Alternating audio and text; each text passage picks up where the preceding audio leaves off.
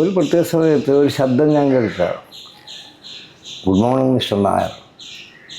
എന്നാൽ എൻ്റെ ക്യാരക്ടറിൻ്റെ പേരാണ് ഗുഡ് മോർണിംഗ് നായർ. ഞാൻ തലപൊക്കി നോക്കുമ്പോഴാണ് ഈ ലെജൻഡായ ഈ ആക്ടറിൻ്റെ മുമ്പിൽ ഇങ്ങനെ സിഗരറ്റും വെച്ചിട്ടുണ്ട്.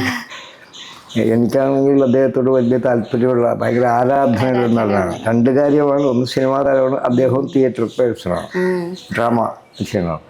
ഞാൻ പെട്ടെന്ന് ചാടി ഒരു മൂപ്പരെന്നോട് നമുക്കൊന്ന് പറഞ്ഞു നോക്കിയാലോ.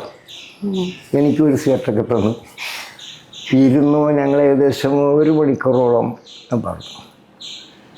അതെന്നെ അത്ഭുതപ്പെടുത്തിയൊരു സമീപനമാണ്. ഇത്രയും വലിയൊരു ആക്ടർ എന്നെപ്പോലെ ആരും അറിയാത്ത ഒരാളുടെ അടുത്ത് വരിക, എനിക്ക് സിഗരറ്റ് തരിക, എന്നോട് 1 മണിക്കൂർ സംസാരിക്കുക.